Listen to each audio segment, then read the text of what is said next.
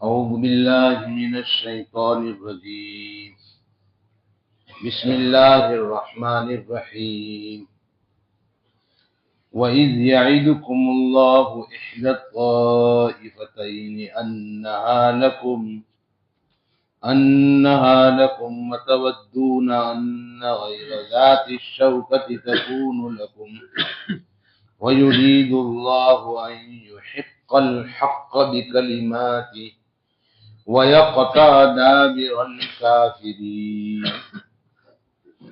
لِيُحِقَّ الْحَقَّ وَيُبْطِلَ الْبَاطِلَ وَلَوْ كَرِهَ الْمُجْرِمُونَ۔ تم لوگ اس وقت کو یاد کرو جب اللہ تعالیٰ تم سے ان دو جماعتوں میں سے ایک کا وعدہ کر رہے تھے۔ دو جماعتیں تھیں نا، ایک قافلہ تھا اور ایک لشکر تھا۔ کوئی بھی ایک پر فتح ہوگی ایسا اللہ نے وعدہ کیا تھا۔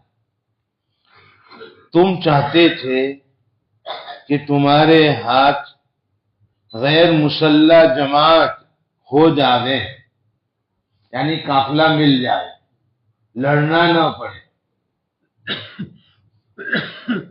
تم پسند کرتے تھے کہ تم کو کانٹا بھی نہ لگے، مطلب یہ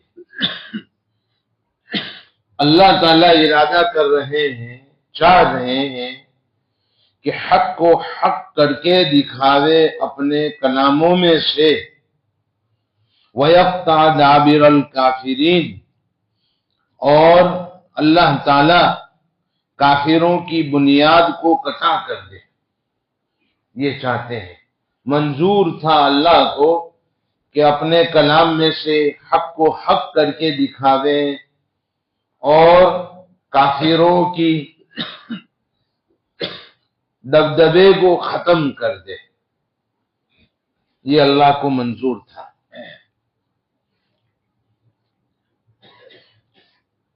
کافروں کی بنیاد کو ختم کر دے۔ کل میں واقعہ ذکر کر رہا تھا، حضرت عاتقہ رضی اللہ تعالی عنہ ابھی مکہ میں تھی اور آپ صلی اللہ علیہ وسلم کی یہ پھوپھی ہے۔ حضرت عباس بھی مکہ میں تھے، ایمان تو لا چکے تھے لیکن ظاہر نہیں کیا تھا، ایمان ظاہر نہیں کیا تھا، ایمان لا چکے تھے، ظاہر نہیں ہوا تھا۔ اور اس زمانے میں جب تک ہجرت نہ ہو وہاں تک ایمان معتبر نہیں ہوتا تھا۔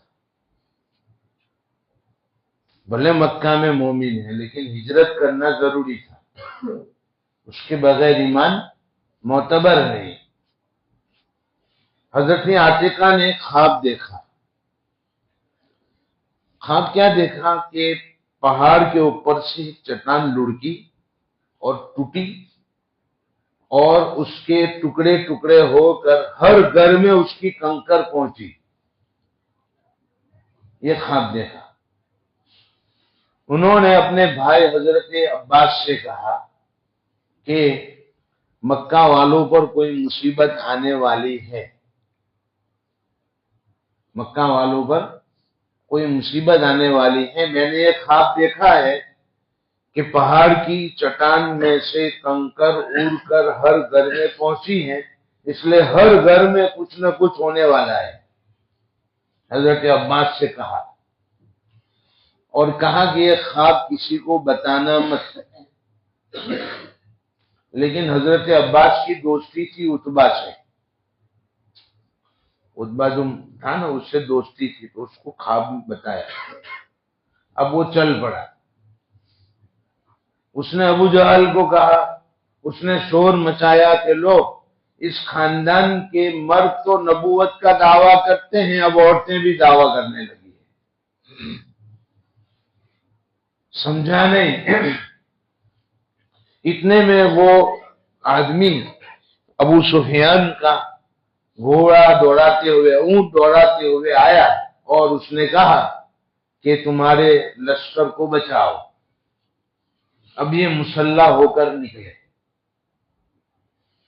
اب دو لشکر جمع ہو گئے جیسے میں نے بتایا تھا، ایک تو ابو سفیان کا لشکر تھا اور ایک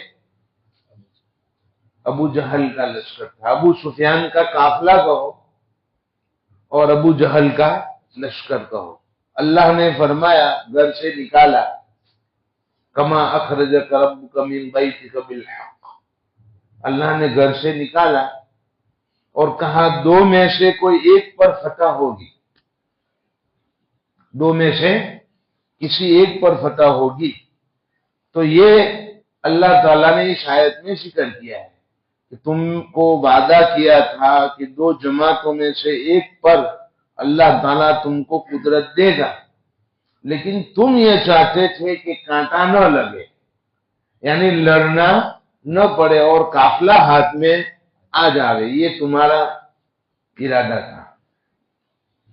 بھئی مچھی جو ہوتی ہے ایک کانٹے والی ہوتی ہے، موڈار جس کو کہتے ہیں، بہت کانٹے ہوتے ہیں، اور ایک سمندر کی مچھی ڈڑو ہوتی ہے جو بلساڑ کی طرف ملتی ہے جس میں کانٹے نہیں ہوتے، تو کون سی کھائیں گے ہم؟ بغیر کانٹے والی، اس میں مشقت کیوں برداشت کرے؟ تو ایسے وہ بھی اللہ فرماتے ہیں کہ تم یہ چاہتے تھے کہ تم کو خراش بھی نہ آوے اور مال مل جائے، یہ تمہارا ارادہ تھا، لیکن اللہ کا ارادہ یہ نہیں تھا۔ وَيُرِيدُ اللَّهُ الْحَقَّ أَن يُحِقَّ الْحَقَّ بِكَلِمَاتِهِ، اللہ چاہتے تھے، اللہ کو منظور تھا کہ ثابت کر دے حق کو اپنے کلام میں سے، اور کافرین کی جو طاقت اور شوکت ہے اس کو ختم کر دے۔ اگر قافلہ ہاتھ آ جاتا اور وہ ہاتھ نہ آتا تو کافرین کی شوکت ختم نہیں ہوتی۔ اگر وہ نکل گیا اور مسلمان لڑنے نہ جاتے کہ بھئی وہ قافلہ تو چلا گیا ہے، یہ بھلے نہ آ کر اپنے جشن منا کر چلے جائے گا، ہم کیوں لڑے اس سے، ہم نہتے ہیں، ہمارے پاس کچھ نہیں ہے، تو ہمیشہ کے لیے قریش کی دھاگ بیٹھ جاتی کہ دیکھو وہاں جا کے جشن منا کے آئے، اس کو ختم کرنا تھا۔ وَيَقْطَعْ دَابِرَ الْكَافِرِينَ، ان کی یہ جو بنیاد تھی اس کو اللہ کو قطع کرنا منظور تھا، ان کی داغ ختم کرنا منظور تھا، تاکہ حق کو حق، باطل کو باطل ثابت کر دیں۔ وَلَوْ كَرِهَ الْمُجْرِمُونَ، آگے اللہ فرماتے ہیں اسْتَسْتَغِيثُونَ رَبَّكُمْ فَاسْتَجَابَ لَكُمْ أَنِّي مُمِدُّكُمْ بِأَلْفٍ مِّنَ الْمَلَائِكَةِ مُرْدِفِينَ، یاد کرو اس وقت کو جبکہ تم اللہ سے دعا کر رہے تھے، تمہارے رب سے دعا کر رہے تھے۔ فَاسْتَجَابَ لَكُمْ، تو اللہ نے تمہاری دعا قبول فرمائی اور تمہاری مدد کی 1000 فرشتوں سے جو لگاتار آنے والے تھے، 1000 فرشتے بھیجے۔ حضرت مجھے نام یاد نہیں رہا، ایک صحابی ہے، انہوں نے کہا کہ یا رسول اللہ، یہ جو جگہ کا آپ نے انتخاب کیا ہے وہ اللہ کی طرف سے ہے یا آپ نے خود انتخاب کیا ہے؟ چونکہ میں نے کل بتایا تھا کہ بدر میں جہاں پانی تھا وہاں اور خشک زمین تھی، اس پر قبضہ ہو گیا کافرین کا، وہ پہلے سے قابض ہو گئے۔ مسلمان آئے تو ریتیلی زمین تھی اور پانی نہیں تھا۔ اب ریت میں چلنا بھی دشوار ہوتا ہے تو مقابلہ کیسے کریں گے، اور اوپر سے پانی نہیں، ریت تپ رہی ہے اور رمضان کا مہینہ ہے۔ تو ایک صحابی نے کہا کہ یہ جو جگہ کا آپ نے انتخاب کیا ہے، جن کو اس بارے میں مہارت تھی جغرافی اعتبار سے، جس کو ہم بھگور کہتے ہیں، اس میں مہارت تھی ان کو، انہوں نے کہا کہ اللہ کی طرف سے ہے کہ آپ نے انتخاب کیا ہے؟ کہ نہیں، میں نے کیا ہے، ہم بدل سکتے ہیں۔ تو کہا وہاں چلیں گے جہاں پر تھوڑا سا پانی ہے، حوض ہے۔ تو آگے ان سے قریب ہو گئے اور ایک حوض پر مسلمان وہاں پر رہے جہاں پر پانی تھوڑا سا موجود تھا۔ اور ایک ٹیکری ہے بدر کے میدان میں، لمبا میدان ہے، اس پر ایک ٹیکری ہے، اس پر آپ صلی اللہ تعالی علیہ وسلم کے لیے ایک جھوپڑی بنائی گئی جس کو عربی میں عریش کہتے ہیں۔ عربی میں عریش، اس کو ہم اردو میں جھوپڑی کہتے ہیں۔ جھوپڑی بنائی گئی، آپ اس میں تشریف لے گئے اور صدیق اکبر رضی اللہ تعالیٰ عنہ، حضرت عمر رضی اللہ تعالیٰ عنہ وہاں سے سعد ابن معاذ پہرا دے رہے تھے۔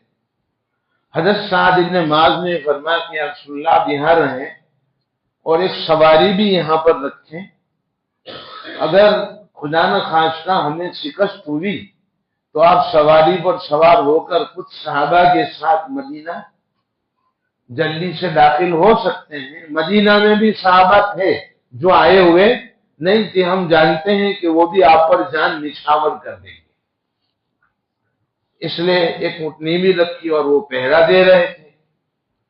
آپ صلی اللہ تعالی علیہ وسلم نے یہ جو رات تھی پوری نماز میں گزاری، پوری رات، اور آپ بہت روئے، بہت روئے، اتنا روئے کہ آپ کی چادر جو بدن پر تھی وہ بھی نیچے گر گئی، اور بہت روئے آپ۔ یہ امت کو سبق دیا ہے کہ اگر مدد اتارنا ہو تو راتوں کو رونا پڑے گا، یہ سبق ہے۔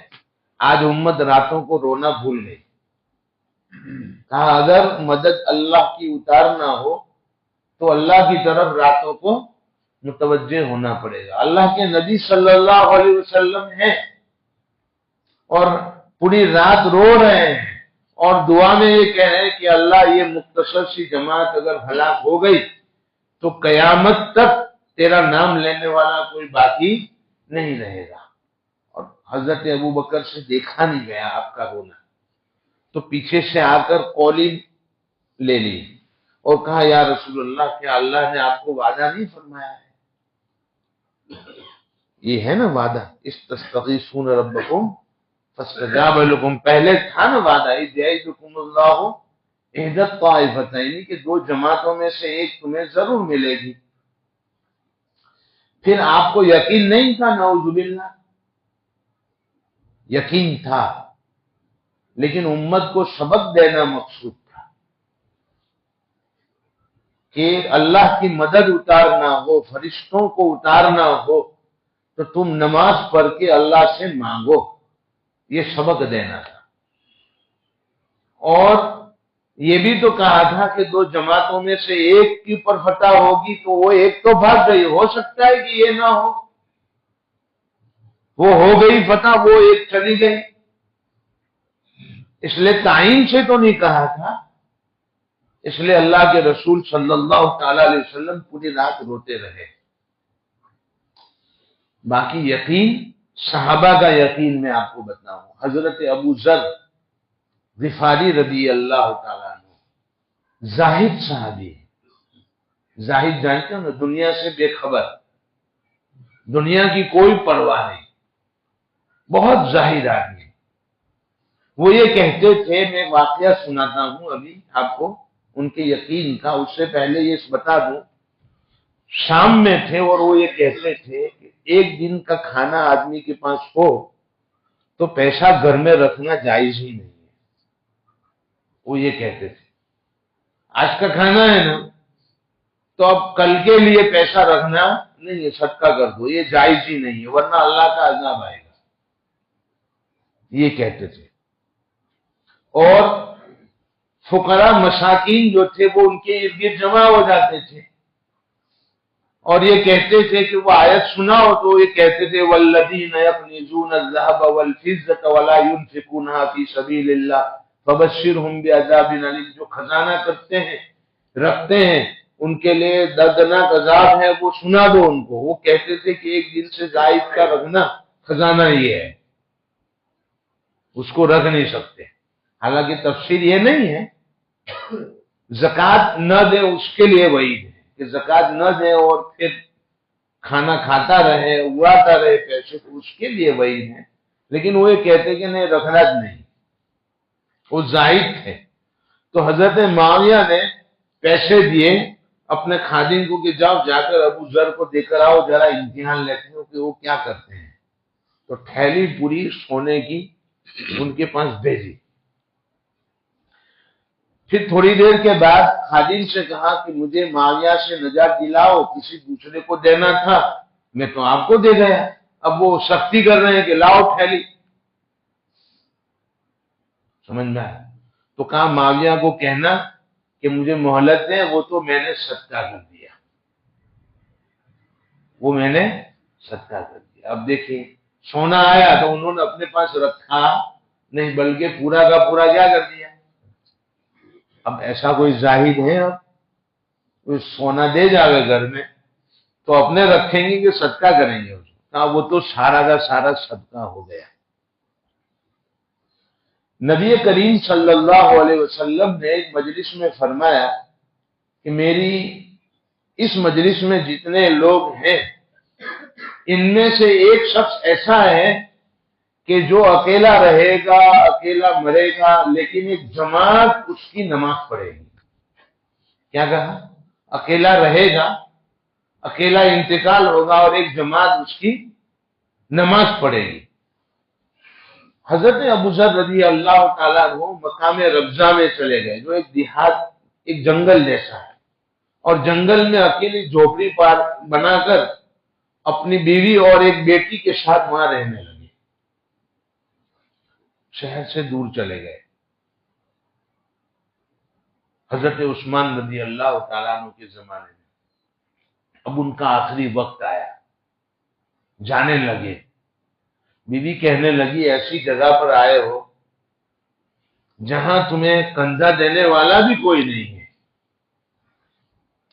کہا میں نے سنا ہے ایسی ذات سے جو جھوٹ نہیں بول سکتی، اور میں بھی جھوٹ نہیں بولتا۔ ایک جماعت آئے گی جو میرا جنازہ پڑھے گی۔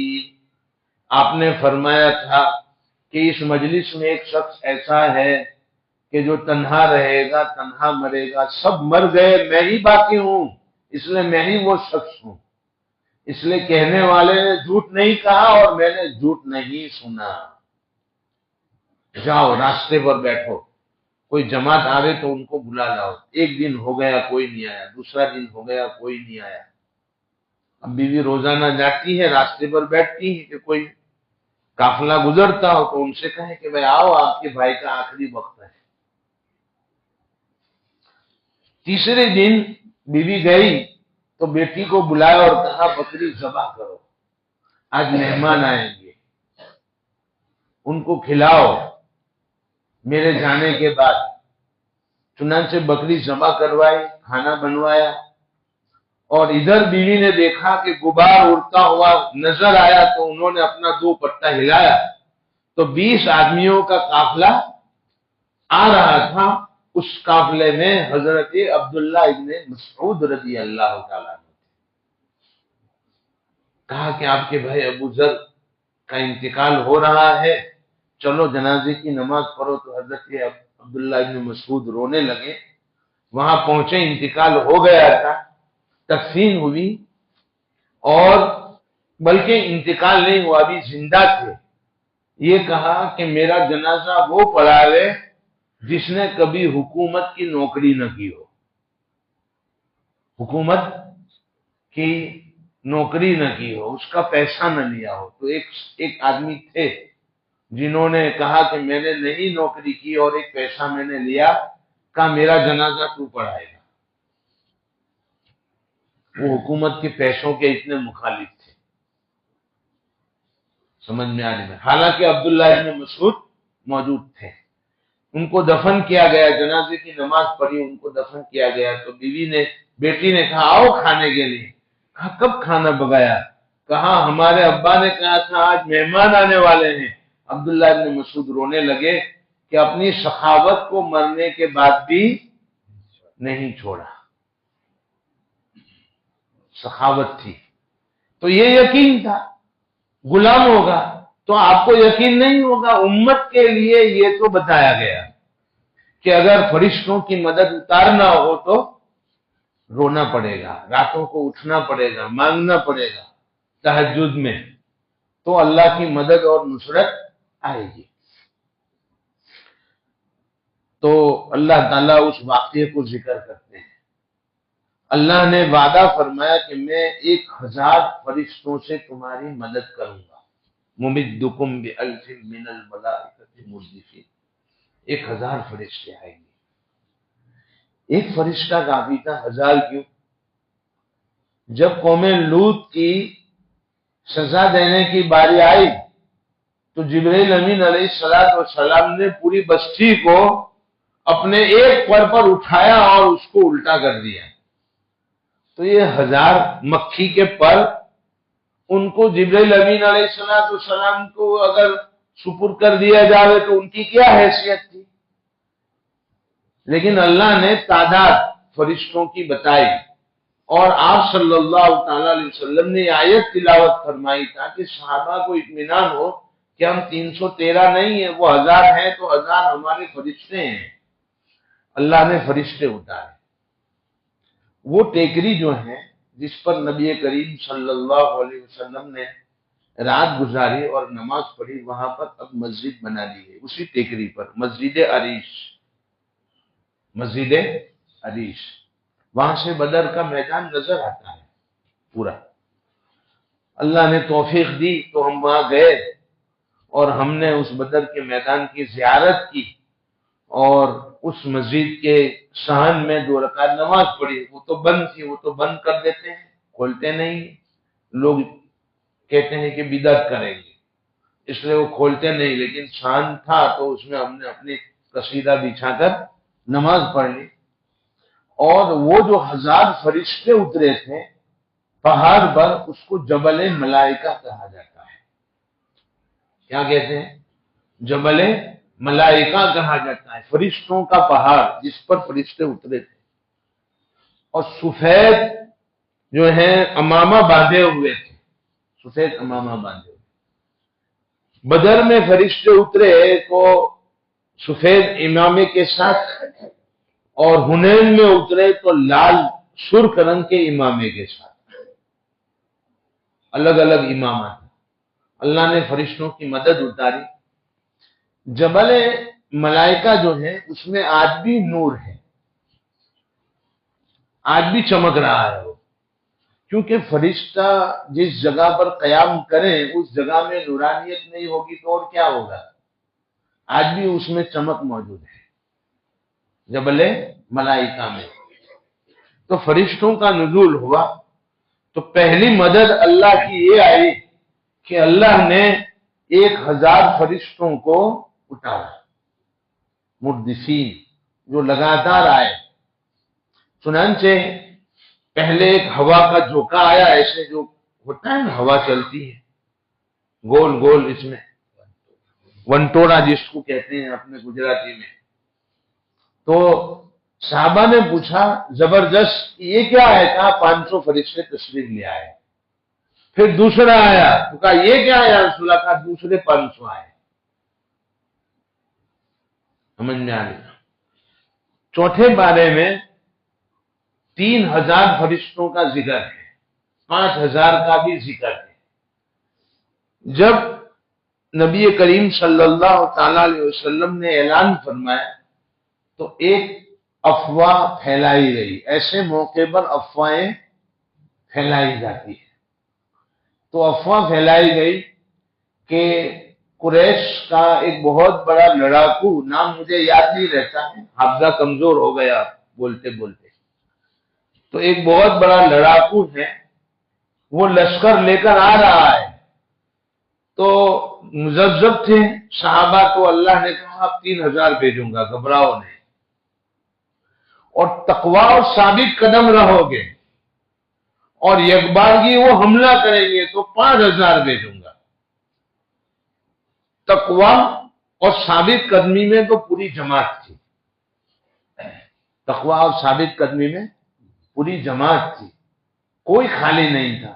البتہ اخبار کی حملہ ہوگا، یعنی ایک ساتھ کود پڑیں گے بھوکے شیروں کی طرح، تو میں دوسرے 2000 بڑھا دوں گا، فرشتے بھیجوں گا۔ یہ اللہ کا وعدہ تھا، حالانکہ وہ افواہ تھی۔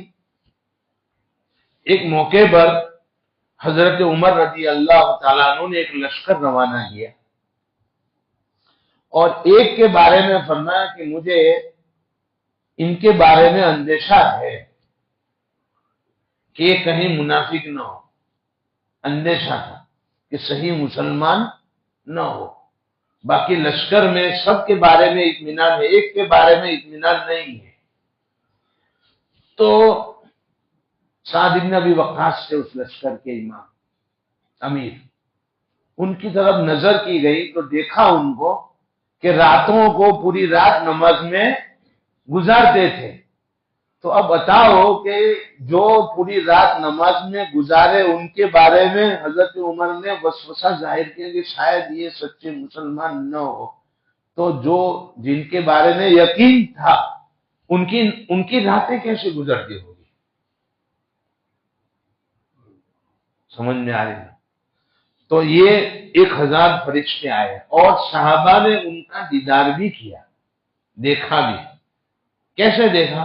کہ ہم تلوار اٹھائیں مارنے کے لیے، اس سے پہلے اس کی گردن صاف ہو جاتی تھی۔ تو ہم کو معلوم ہوا کہ بڑی اللہ کی مدد ہے، ہم نے تو صرف اٹھایا ہے، اس سے پہلے اس کی گردن الگ۔